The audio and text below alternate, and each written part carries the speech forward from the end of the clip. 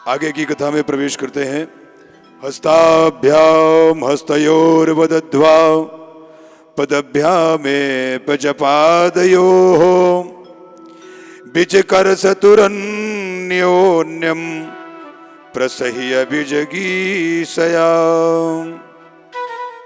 अरलिद्वयी अरलिभ्यां जानुभ्यां चैव जानुनि शिरः शीर्षणैरसोवस्तवन्योन्यमभिजघ्नतुः। पंजे से पंजे, एड़ी से एड़ी बंधी हुई है।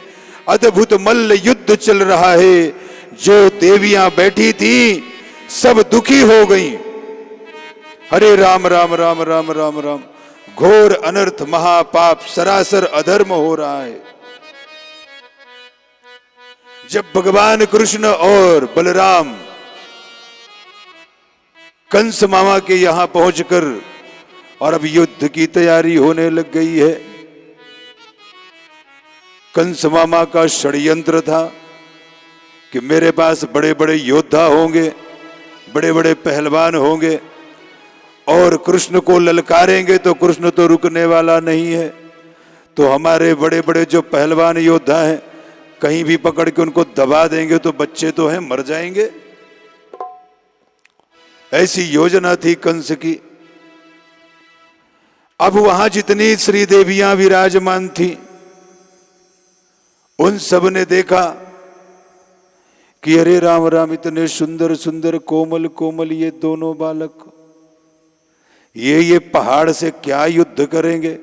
और युद्ध भी कौन सा पत्थर मारने वाला दूर दूर से थोड़ी ना है, मल्ल युद्ध है। हाथ से हाथ मिलाओ फिर मल्ल युद्ध करो। तो ये बच्चे तो चींटी जैसे हैं पहाड़ के सामने। ये तो बस इनको पैर हाथ रख देंगे तो चिपक के। राम राम राम राम, ये कुछ तो बहुत गलत हो रहा है। उसी के घर गांव की सुंदरियां ये कहने लग गई हैं। उन बच्चों को देखकर उनके मन में मोह उत्पन्न हो गया है कि अरे ये बच्चों को कुछ हो गया तो समझो हमारे हृदय को पीड़ा होगी। ये सोचकर आपस में सभी किशोरियां बात करना प्रारंभ कर दी हैं। किशोरी नाप्त यौवनौ, यौवन भी जिनका नहीं आया है। और क्वा ब्रज सार रसर्वांगौ, घोर अधर्म, ऐसी सभा में हम नहीं रहेंगे। कईयों को लगा कि बस कुछ ही देर में ये काला बाला राक्षस कूद पड़ेगा तो ये दोनों बच्चे दबकर मर जाएंगे। और इतने सुंदर बालक अगर मेरे सामने मरेंगे ये दृश्य मैं नहीं देख सकती। इससे अच्छा यहां से बाहर चली जाऊं। और ज्यादातर संख्या में उठ करके सुंदरियां और मल्ल युद्ध से बाहर चली जाती हैं। लेकिन कुछ समझदार थीं, उनका आत्मविश्वास था उनके साथ। उनको लगा नहीं, शायद हो सकता है कि भगवान कोई चमत्कार दिखा दें। बोलो कृष्ण कन्हैया लाल की। ये कौन है, कृष्ण है कि राधा है? कौन है? कृष्ण है कि रुक्मिणी है? वाह भाई वाह, सुंदर सुंदर। उनको वहां ना बिठाओ, एक दो चेयर ले लो, एक इधर रखना है और एक इधर। रुक्मिणी को कन्हैया को अलग अलग बिठाना, दोनों को एक साथ नहीं अभी। हाँ हाँ, सुंदर आसन में बैठो बेटा। उनके लिए वहां पर एक आसन डाल दो सुंदर सा। उस चेयर के ऊपर कोई आसन डाल देना। हाँ, यहां पर रखिए दोनों चेयर, एक इस तरफ एक इस तरफ रख दो लगे तो। हाँ चलेगा, कोई बात नहीं। इन दोनों पे कोई तो भी आसन डाल दीजिएगा, इस पे भी और उस पे, फिर बिठाइए। अब यहां पर युद्ध होने लगा है और जिनको विश्वास था वो सुंदरियां वहीं पर बैठी रह गईं। छोटे से और कहां इतने पहाड़ जैसे पहलवान, हमें ऐसा मल्ल युद्ध नहीं देखना है। पर जिनको विचार था कि शायद कोई चमत्कार हो सकता है तो बहुत चमत्कार सुने। लड़ते लड़ते बड़ी देर हो गई, उच्च सिंहासन पर बैठे कंस को बड़ा क्रोध आने लगा है। चाणूर को इशारा किया, मूर्ख, घंटा भर हो गया, ये छोटे छोटे बच्चे को एक मुक्का मारकर समाप्त क्यों नहीं करता? योजना किसकी थी? योजना केवल मल्ल युद्ध की थी, लेकिन ये तो कंस ने मृत्यु युद्ध बनाकर रखा था। उन दोनों बच्चों को मारने का षड्यंत्र बना रखा था। चाणूर को जोश आ गया, मालिक का संकेत पाते ही दोनों हाथ बांधकर दौड़ा और पूरी ताकत से भगवान की छाती में एक मुक्का मार दिया है। पर सुखदेव बाबा कहते हैं, परीक्षित, वह मुक्का ऐसे लगा जैसे मतवाले हाथी को कोई माला फेंक कर मार दे। क्या फेंक कर मारे? माला, भाला नहीं। इसके आगे नाचालत प्रहारेण मालाहृत इव द्विपः। भगवान अभिचल खड़े रहे और मुस्कुराने के बाद बोले, तूने मुक्का चलाया तो थोड़ी सी थप्पड़ हमारी भी खा ले। तूने मुझे मुक्का मारा, अब मैं तुझे थप्पड़ मारने वाला हूं। और यूं कहकर भगवान ने जो घुमाकर एक चांटा मारा कि एक चांटे में चारों कोने चित गिर चाणूर चकनाचूर हो गया। दाऊ महाराज ने भी मुष्टिकासुर को एक मुष्टिका घुमाकर मारी और एक मुष्टिका में ही मुष्टिकासुर मारा गया। सल और सोतल नाम के दो पहलवान और आधम के तो दोनों भाइयों ने मिलकर उन दोनों को भी ठिकाने लगा दिया है। कटु नाम का दैत्य कूदता हुआ आ गया तो कन्हैया ने दौड़कर दो मुक्के मारकर कूट को भी कूट दिया है। बाकी के पहलवान आते गए, एक एक को भगवान ने मारना प्रारंभ कर दिया है। प्रग्रहेषु केशेषु चलत किरीटम निपात्य रंगो परि तुगमंजात। सिर के बाल पकड़कर घुमाकर याद दिला रहे हैं कि मेरी मां देवकी को विवाह बेला में तूने केश पकड़ करके मारा था। भगवान यहां पर कंस के जोर से खींचकर दोनों हाथों से बाल पकड़ रखा है। जिस वक्त सुखदेव जी के साथ देवकी मैया का विवाह हुआ था और विवाह के बाद जो विदाई का समय आया और जैसे विदाई के रथ पर देवकी मैया बैठती हैं वैसे ही आकाशवाणी होती है, अरे कंस, ये तेरी जो बहन देवकी है इसके गर्भ से 8वां पुत्र जो होगा वहां ये तेरा मृत्यु का कारण बनेगा। और जैसे ही कंस ने ये आकाशवाणी सुनी है कि तुरंत देवकी के बालों को पकड़ के अपनी तरफ खींच लिया है, अरे चल, तू तो मेरे कारागार में रहेगी, न केवल तू, तेरा पति भी तेरे साथ मेरे कारागार में सड़ता रहेगा। वही तेरे बच्चे पैदा होंगे और तेरे बच्चों को एक एक करके मैं मारता रहूंगा। भगवान मानो यहां उसके बाल पकड़ करके सब कुछ याद दिला रहे हैं। कंस मामा, ओ कंस मामा, तूने भी मेरी मैया के बाल इसी तरह पकड़ के खींचे थे। कैसा लग रहा है? आनंद आ रहा है ना? देवकी नंदन, तुझे गिराने आ गया, स्मरण दिलाकर जोर का धक्का मारा। कंस हड़बड़ाकर उच्च सिंहासन से धड़ाम से नीचे गिर गया। छाती पर कन्हैया भी कूद पड़े हैं। कंस के रहे सहे प्राण भी चले गए। भगवान ने यहां पर कंस का भी उद्धार कर दिया है।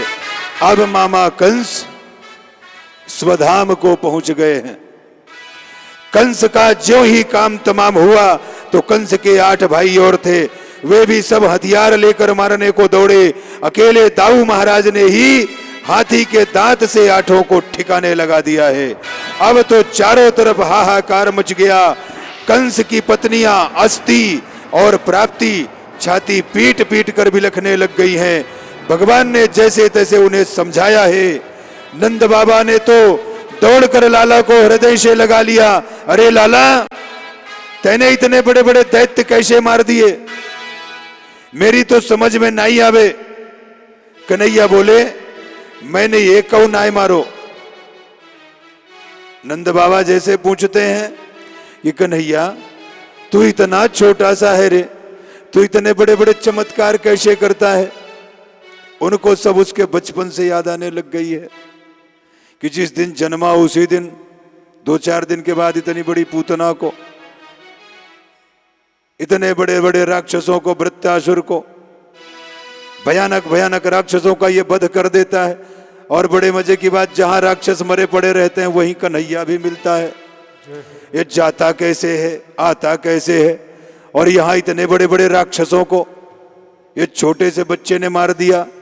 ये है कौन, इसकी व्यवस्था क्या है। नंद बाबा स्वयं चकरा गए। मोकू तो एक बंदर दिखो, और वह बंदर ने एक एक धमू करा धर दियो, सोदारी सबरे मर गए। बाबा मैंने कुछ नहीं किया, मैं जैसे ही यहां आया तो मेरे को एक बंदर दिखा, और वो बंदर दौड़ दौड़ के इनको सबको एक एक गदा घुमा के मारा कि ये सब मर गए। मैंने तो कुछ किया ही नहीं। बाबा मैंने अपनी आंखों से देखा है। अब जो कन्हैया कहेंगे सो मानना पड़ेगा। छोटा सा बालक जो कहेगा, भले वो झूठ है लेकिन आप संबोधन करोगे, हाँ हाँ हाँ हाँ बिल्कुल ऐसा ही है, बिल्कुल जैसा तू कह रहा है ऐसा ही है। मातरम पितरम चैव मोचयित्वाथ बंधनात्। अब जब ये सब मारे गए तो देवकी वसुदेव के मन में बार बार आता है कि ये तो साक्षात नारायण है। हम जिसे इतना सा छोड़कर आए थे, इनका चतुर्भुज रूप भी हमने देखा था, और अभी अभी चमत्कार भी अपनी आंखों के सामने देखा है, देख लिया। कितने बड़े बड़े असुर कैसे चुटकियों में समाप्त कर दिए। ये तो साक्षात जगदीश्वर हैं। देवकी वसुदेवस्य विज्ञाय जगदीश्वरौ। जगदीश्वर जानकर देवकी वसुदेव भगवान की तरफ हाथ जोड़ने लगे। भगवान को लगा कि ये तो सब गड़बड़ हो रहा है, ये तो सारा रस भंग हो जाएगा। भगवान ने तुरंत माया फैलाई और मधुर मधुर वाणी के द्वारा माता पिता की इतनी महिमा गाई कि दोनों दंपत्ति का वात्सल्य उमड़ पड़ा है। भगवान कहते हैं, मां, जो बालक सामर्थ्यवान होकर भी माता पिता की सेवा करता है, वह श्वास लेता हुआ, सामर्थ्यता तो है, जिंदा है, लेकिन माता पिता को खुद से दूर कर देते हैं, वृद्धाश्रम में भिजवा देते हैं। कितनी भी इसकी व्यवस्था हो, लंबी चौड़ी व्यवस्था हो, लेकिन जो बच्चे अपने माता पिता का त्याग करते हैं, उनको ले जाके वृद्धाश्रम में छोड़ आते हैं, और सुन के किसी संपत्ति को भगवान यहां पर महत्व नहीं दे रहे हैं, बल्कि उसको और उसकी संपत्ति को कहते हैं मानो यह व्यक्ति मुर्दे के समान है, और इसकी जो संपत्ति है मानो यह अछूत समान है। ना तो उसके संपत्ति को कोई महत्व है, ना ऐसे बच्चे को महत्व है, ना उस बच्चे के किसी दायित्व को महत्व है। वह चाहे गवर्नमेंट का सर्वेंट हो, चाहे अपने श्रीदेवी का। श्रीदेवी के कारण ही ये होता है। ध्यान दीजिए, मर्द बेचारा तो काम करने जाता है ऑफिस में, लेकिन जैसे वो ऑफिस पहुंचता है, फोन टिनिन टिनिन टिनिन टिनिन, हेलो, अरे आना है तो जल्दी से घर पे आओ, ये बुढ़िया को समझाओ। ये बुढ़ा भी परेशान किया, बुढ़िया भी परेशान कर रही। एक कहता है गरम दूध चाहिए, एक कहती ठंडी चाय चाहिए। अभी हम किसको दें? गैस चूल्हा तो एक ही है। एक कहता है तीखी भाजी चाहिए, एक कहता है मिर्ची डालना ही नहीं, तेल भी मत डालना। अब हम क्या करें? हम तुम्हारी नौकर हैं कि तुम्हारे ये बुढ़ा बुढ़ियों के नौकर हैं। अब वो कहां समझाए कि श्रीदेवी जरा शांत हो जाओ, तुम नौकर नहीं, उससे भी नीचे दासी हो, ये कोई नहीं कहता। तुम मेरे माता पिता की दासी हो, नौकर तो केवल मेरी हो, अर्धांगिनी हो, सपोर्ट करने वाली हो मुझे, मेरे शरीर का आधा अंग हो तुम, लेकिन मेरे माता पिता की केवल और केवल दासी हो, वो भी उनके चरणों की। कोई पति ये नहीं कहता, उनको पता है मैं ऑफिस से बाद में पहुंचूंगा, ये तुरंत ही बैग भरेगी और मायके पहुंच जाएगी और ससुर फोन करेगा फिर। सबको पता है। आप सभी से करबद्ध निवेदन, एक ऐसी परंपरा चलाइए कि अपनी बिटिया को जब आप विदा करते हो ना ससुराल के लिए, तो उसको कान मंत्र दे दिया करो कि बेटा अब केवल लौकिक रूप में ही हम तेरे माता पिता हैं, कहने के लिए। और अपनी सासू से, जो अपने लड़कियों से आप लोग रिलेशन मेंटेन करते हो ना, गुफ्तगू, रात को 12 बज गए तब फोन करते हो, 10 बजे तो अपने काम में बिजी हो, जब सोने गए तभी बिटिया की याद आई, तकिया पे सर रखा तो मोबाइल उठाया और धीरे धीरे गुफ्तगू हो रही है, सब उल्टी सीधी बातें। तो ये मत किया करो। बिटिया को एक टाइम पे फोन करो, ऑफिस टाइम, सोने के टाइम समधन को फोन किया करो, क्या चल रहा है, कैसा चल रहा है, मेरी बिटिया जरा ढंग से है, आपकी सेवा करती है कि नहीं करती है। उससे बात करोगे तो मैटर क्लियर होगा। आपकी बच्ची न केवल एक सास ससुर का, 7 पीढ़ियों का उद्धार करती है। बेटा तो केवल आपका उद्धार करेगा, लेकिन आपकी जो बिटिया होती है ना, ये 7 कुलों का उद्धार करती है। इसकी कोई ननंद होगी, उसकी कोई ननंद होगी, एक मैसेज आगे को जाता है। बिटिया को कान मंत्र दिया करो कि सास ससुर की सेवा करना, उनका टाइम टू टाइम ख्याल रखना। आज से तेरे असली माता पिता वही हैं। और सभी सास रानुओं को, उनको भी मेरा निवेदन है कि बहू को केवल बहू का ही दर्जा मत दो। आप लोग बिटिया से दुनिया भर का बता लेते हो और बहू को किनारे करके रखोगे तो क्या करेगी? घर में तुम्हारे तूफान नहीं आएगा तो क्या फूल बरसेंगे? बिटिया तो तुम्हारी बिटिया है, भगवान जानता है, तुम्हारी कोख जानती है, तुम जानते हो। लेकिन बहू को भी अपने बिटिया से ज्यादा मानना शुरू कर दो। जानते हो कि ये चुट्टी है, चुरा के ले जाएगी मैके, तो भी चाबी उसी के हवाले कर दो। अब ये क्या कि हम सास हैं, वो बहू है, चाबी सासई के पास में है। उसको बेचारी को चावल चाहिए तो मांगेगी, चाय पत्ती चाहिए तो मांगेगी, शक्कर चाहिए तो मांगेगी। तुम लगता 50 ग्राम है जानती हो, लेकिन तुम जानबूझ करके 25 ग्राम निकाल के रखती हो ताकि इसके ऊपर शासन करने को टाइम मिले। वो आएगी मैया, शक्कर खत्म, खा गई, शरबत बना के पी गई, नींबू शरबत पी गई। अरे तुम खुद ही जानते हो कि 50 ग्राम लगती है और 25 ग्राम पहले से तुमने खुद ही रखा है, यानी योजनाबद्ध तरीके से झगड़ा कर रहे हो। मत करो ऐसा। सास मम्माओं को भी ये झगड़ा नहीं करना चाहिए, अत्याचार, और बहुओं को भी नहीं करना चाहिए। इससे सुंदर एक मैसेज, क्योंकि हम सब एक दूसरे से लिंक में है ना। हमारी बिटिया किसी दूसरे घर को संभालेगी, उसकी बिटिया दूसरे घर को संभालेगी, उसकी बिटिया दूसरे घर को संभालेगी। तो इस तरह से परिवार और समाज को स्वच्छ बनाने में सब एक दूसरे का सहयोग करो, मदद करो। भागवत सुनने का सर्वश्रेष्ठ फल केवल यही है। भागवत सुन लिया, पंडित जी आए, गुरु जी आए, बड़बड़ा के चले गए, जीवन में कुछ उतरा नहीं। लास्ट में पूछे, गुरु जी सीता जी किसके डैडी हैं? सीता जी किसके पापा हैं? ये भी नहीं मालूम कि सीता जी है कौन। मैया हो सकती है कि पापा, ये भी ज्ञान नहीं है। सुन लिया सब कुछ, गलती से सीता दिमाग में घुसा हुआ था, है ना। तो आप सब लोग समाज की सुंदरता को बनाने में, सुंदरता को आगे बढ़ाने में, रिश्तों को बड़े सुंदर और सौहार्द बनाने में आप सब लोग एक एक दो दो कदम सबको ही आगे बढ़ाइए। मैं ये किसी से नहीं कहता कि अपनी बच्चियों से आप स्नेह मत करो, स्नेह तो परमात्मा ने आपका ज्वाइंट करके भेजा है, लेकिन बहुओं को भी प्रेम दो। 50 ग्राम लगती है तो 70 ग्राम रखो कि थोड़ा सा खा लेगी तो अपनी बिटिया है ना, कि लगता 50 है तो 25 रख दिए। ऐसा मत करो, परीक्षा मत लो।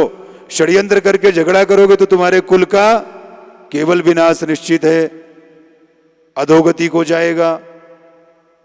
ऐसा मत होने देना मैया। इसी कथा में आगे बढ़ते हुए गोपी उद्धव संवादो, देवकी मैया ने भगवान कृष्ण से यह पूछा कि लल्ला आप तो साक्षात नारायण हो, आप साक्षात नारायण हो। ये 14 वर्षों के बाद आपने मुझे आज छुड़ाया है जेल से। आप जिस दिन जन्म लिए थे, आप ये सब खिड़की दरवाजे खुलते चले जा रहे थे, आप उस दिन भी कोई चमत्कार करके हमको छुड़ा सकते थे। तो लल्ला तूने ऐसा क्यों नहीं किया? कन्हैया मुस्कुराते हैं और मुस्कुरा कर एक ही बात उनको याद दिलाते हैं, मैया ऐसी कोई बात नहीं है जो तू कह रही। पहले तो टालते हैं अकारण, बिना कारण के। तूने ही मुझे वनवास दिया था 14 वर्ष का, और आज वही प्रारब्ध लौट कर आया है कि फिर से तू मेरी मैया बनी है। तेरा बालक मैं हूं, मेरी जननी तू है। लेकिन इस जन्म में तुझे 14 वर्ष का कारावास मिला है। मैं तो तब भी जंगल में था और इस बार तो मंगल ही मंगल में था। तब मेरे साथ केवल एक सीता थी। इस जन्म में एक को जोड़ो दूसरी, दूसरी को जोड़ो तीसरी, तीसरी को, अरे 16,000 थी। इतनों के साथ आनंद में रहा।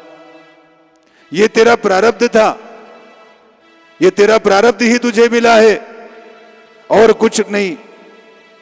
छुड़ाने को मैं कल छुड़ा सकता था, लेकिन वो 14 वर्ष कैसे छूटते? वो तो तुझे भोगना ही था। भगवान ने जो ये कहा है कि मैया तुरंत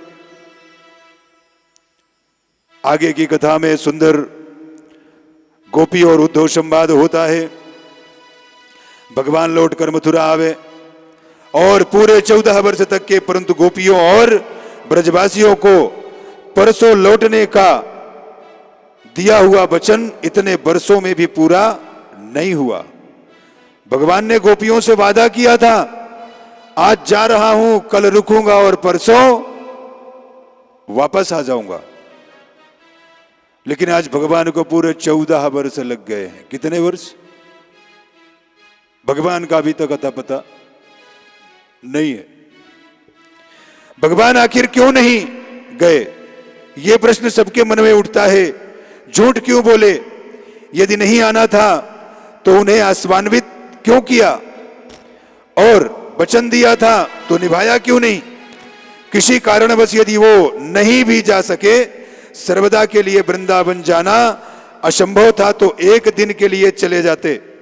और एक दिन के लिए जाना भी संभव नहीं था, तो एक दिन के लिए ही उन्हीं को बुलवा लेते। पर ना स्वयं गए ना उन्हें बुलवाया, एकदम संबंध तोड़ दिया। ऐसा क्यों किया? देखिए, प्रत्येक परिस्थिति की पूर्ण समीक्षा आज के परिवेश में करना तो बहुत कठिन होता है, पर संतों ने इस पर विचार करके जो समाधान दिए हैं वो इस प्रकार है। पहला कारण तो यह है कि कंस को मारते ही जो कंस का ससुर जरासंध है वह कट्टर दुश्मन बन चुका है, और उस समय जरासंध जैसा शक्तिशाली राजा कोई और नहीं था। आगे जरासंध के पास अपार सैन्य शक्ति थी, बहुत बड़ा बलिष्ठ राजा था। अब भगवान यदि ब्रजवासियों के साथ वापस वृंदावन चले जाते तो जरासंध के कोप से मथुरा का एक भी सदस्य जीवित नहीं बच सकता, सबको मार देता, सारा यदुवंश समाप्त हो जाता। एक दिन के लिए ही जाकर वापस आ जाते। जैसे गुरुकुल पढ़ने गए तो कुछ तो समय लगा होता। ऐसे ही कुछ दिनों के लिए वृंदावन में जाकर जरासंध वासियों को प्रसन्न कर आते, क्यों नहीं गए? उसका कारण यह है कि प्रभु यदि वृंदावन जाते और ब्रजवासियों के प्रति अपना प्रेम दिखाते रहे, तो भगवान ये अपना प्रेम इतना गोपनीय रखा है कि मथुरा में भी किसी को नहीं मालूम कि गोविंद ब्रजवासियों से कितना प्रेम करते हैं। मैंने आपको शायद परसों समझाया था कि आपके घर का जो मेन मालिक है वो आपसे बहुत प्रेम करता है, लेकिन कुछ उसकी ऐसी उत्तरदायित्व होती हैं जो अंधेरे में होती हैं, आपको वो समझा नहीं पाता, बता नहीं पाता, उसकी अपनी कुछ मजबूरी होती है, लेकिन आप अपना वाला इमेजिन करके रिश्ते खराब कर लेते हो। आप ये सोचते ही नहीं कि इसकी कोई मजबूरी हो सकती है। शायद ये इसीलिए इस तरह का व्यवहार करता है। अपना वाला तर्क लगा करके हम संबंध खराब कर लेते हैं। अपना वाला संबंध जरूरी नहीं है। तर्कपूर्ण रिश्ता बनाया नहीं जा सकता और तर्कपूर्ण रिश्ता निभाया भी नहीं जा सकता। भगवान यहां पर सुंदर संदेश दे रहे हैं। और यदि ये प्रेम उजागर हो गया और जरासंध के कान में ये बात पड़ गई तो मथुरा का यदि कुछ नहीं बिगाड़ सका तो ब्रजवासियों को ही समाप्त कर देगा। ये बहुत बड़ा टेंशन था। कौन सा टेंशन था भगवान को? कि या तो ये जरासंध यदि वंशियों को मथुरा में मार देगा। पहले आप लोग सब कोई चाय पी लो, फिर अपन कथा करते हैं आगे की। भगवान ने दोनों को बचाना है, और अगर मथुरा को भी बचा सकता है और वृंदावन को भी बचा सकता है तो केवल कृष्ण बचा सकता है। अब उसका जो दुश्मन है जरासंध है। भगवान कृष्ण यदि मथुरा में रहेंगे तो वहां वो निपटेगा। अब आए कहां से हैं? ब्रज से। जरासंध को क्या मालूम है कि ये मथुरा का है, तो मथुरा पर ही अटैक करेगा। जितने युद्ध करेगा मथुरा में करेगा, दूसरे गांव में क्यों करेगा? इसलिए भगवान ने गोपियों के प्रति जो प्रेम था उसको केवल अपने हृदय में दबा के रखा है। इस हाथ से दूसरे हाथ को भी मालूम नहीं होने दिया है कि अगर गलती से ये भनक जरासंध को लग गई तो हमसे तो जीतेगा नहीं, तो कहीं कोई योजनाबद्ध तरीके से मैं यहां रहूं और वो जाए वहां ब्रजवासियों को समाप्त करके आ जाए तो क्या होगा? उसने कभी नहीं कहा अपने मुख से कि ब्रजवासियों से मुझे प्रेम है, किसी गोपी से मुझे प्रेम है। अपने प्रेम को मानो वो आंसू बना करके पी गए। लेकिन गोपियां यहां लांछन लगाने से पीछे नहीं हटी, दुनिया भर का लांछन लगाती हैं। भाई प्रेम है, प्रेम में आप जब तक किसी का इंतजार करोगे करोगे करोगे अंतोगत्वा एक विदीर्ण भावना आती है, जा मर उधरी। नहीं आया तब भी चलेगा, कभी नहीं आया तो भी चलेगा। फिर दिल जो होता है वो भी धड़कन वाला नहीं, कठोर पत्थर वाला बन जाता है। 2.5-3 किलो का पत्थर, फिर वो धड़कना ही बंद कर देता है। नहीं भाई, बहुत प्रतीक्षा की हद हो गई।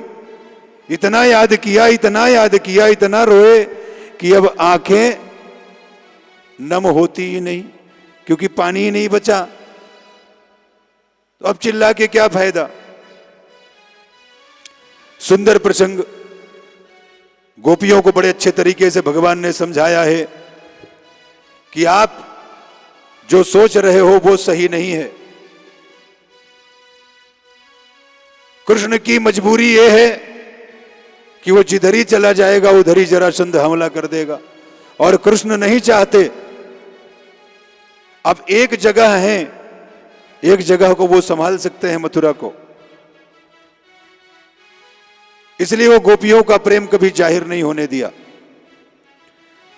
आगे बढ़ते हुए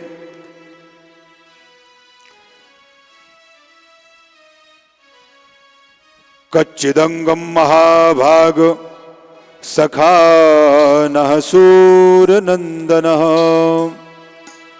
एक सुंदर सा कुछ, इसके बाद आगे बढ़ते हैं। अब देखिए अपने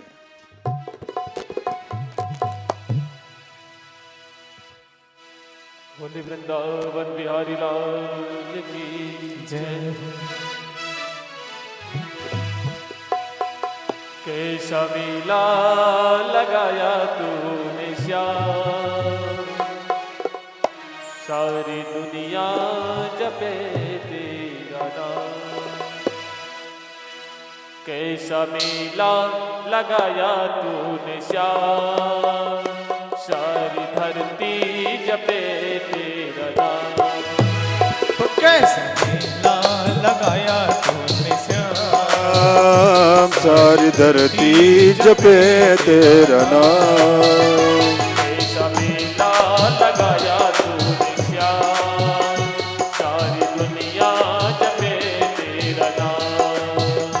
कैसा मेला लगाया तूने श्याम, धरतियाँ जपे तेरा नाम। कैसा मेला लगाया, कैसा मेला लगाया, कैसा मेला लगाया तूने श्याम। कैसा मेला लगाया तूने श्याम, सारी धरती जपे तेरा नाम। वो कैसा मेला लगाया तूने श्याम, सारी धरती जपे तेरा नाम।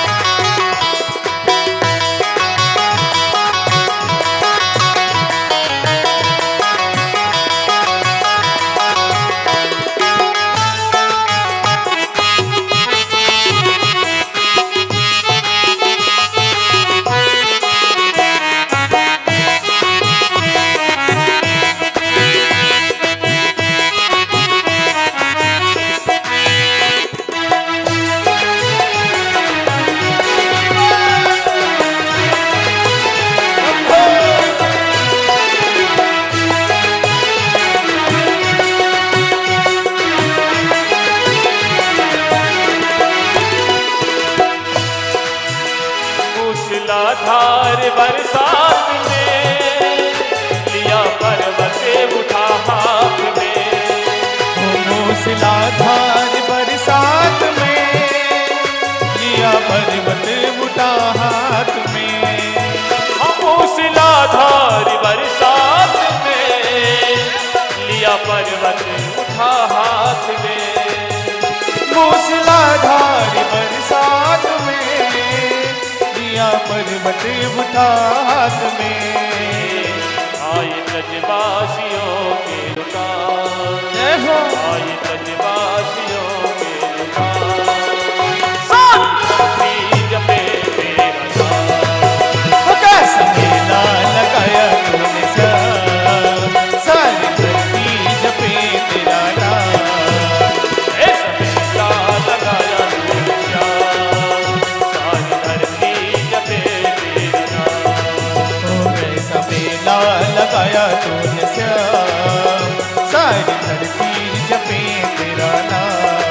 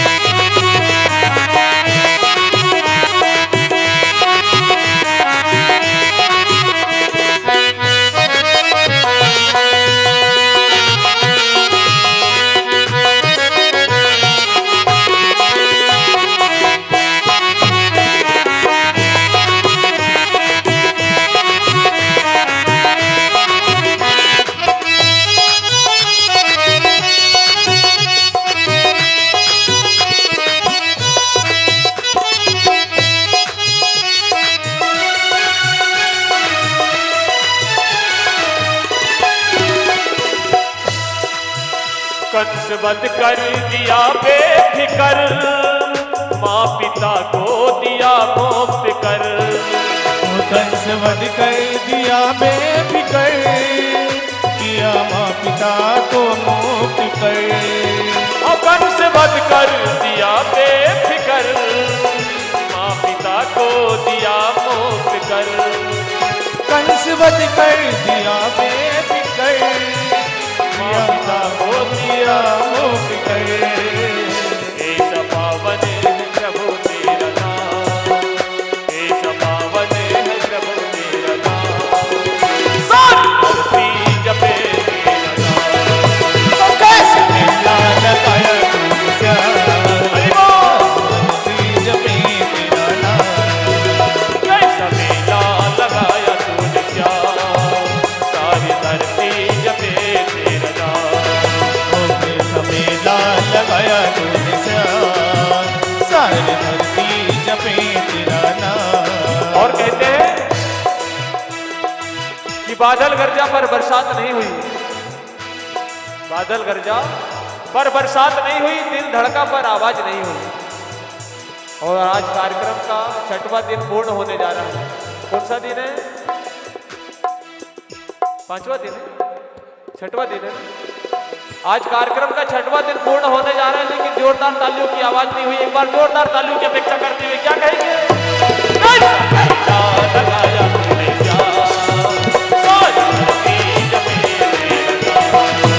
कैसा मेला लगाया तुझसे, सारी धरती जपे तेरा नाम। कैसा मेला लगाया, कैसा मेला लगाया, कैसा मेला लगाया तूने श्याम, कैसा मेला लगाया तूने श्याम, सारी धरती जपे तेरा नाम। कैसा मेला लगाया तुझसे, सारी धरती जपे तेरा हरि नाम। बोल। कैसा मेला लगाया तुझसे, सारी धरती जपे तेरा नाम। कैसा मेला लगाया तुझसे, सारी धरती जपे तेरा नाम। कैसा मेला लगाया तुझसे, सारी धरती जपे तेरा नाम। सारी धरती जपे तेरा नाम। सारी धरती जपे तेरा नाम। बोले वृंदावन बिहारी लाल की जय हो।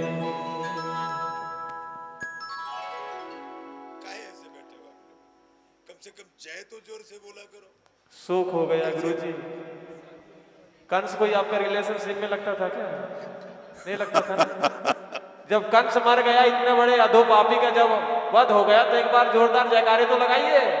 बोले कृष्णचंद्र भगवान की जय हो। बिल्कुल आप लोग शांत हो जाते हैं।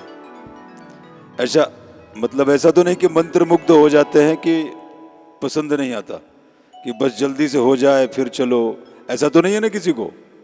हाँ, बहुत सुंदर। तो आइए आगे की कथा में प्रवेश करते हैं। यहां पर भगवान ने मथुरा में पहुंचकर सभी दुष्टों का संहार कर दिया है और अपने माता पिता को भी जेल बंदी खाने से मुक्त करवा दिया है। अब आगे हम बढ़ते हुए रुक्मिणी मैया के बारे में जानते हैं।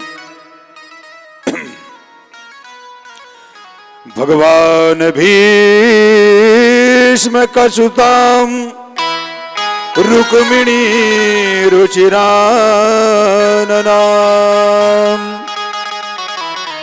राक्षसेन विधानेन उपयेमयिति श्रुतम्। हमने ऐसा सुना है कि हमारे प्रभु द्वारकाधीश का प्रथम विवाह रुक्मिणी जी के साथ हुआ। सुखदेव जी मुस्कुराए, बिल्कुल ठीक सुना था। परीक्षित ऐसा ही हुआ था। परीक्षित ने कहा, तो जरा बताइए तो महाराज, ये विधि क्यों अपनाई? सुखदेव भगवान बोले, सुनो राजन,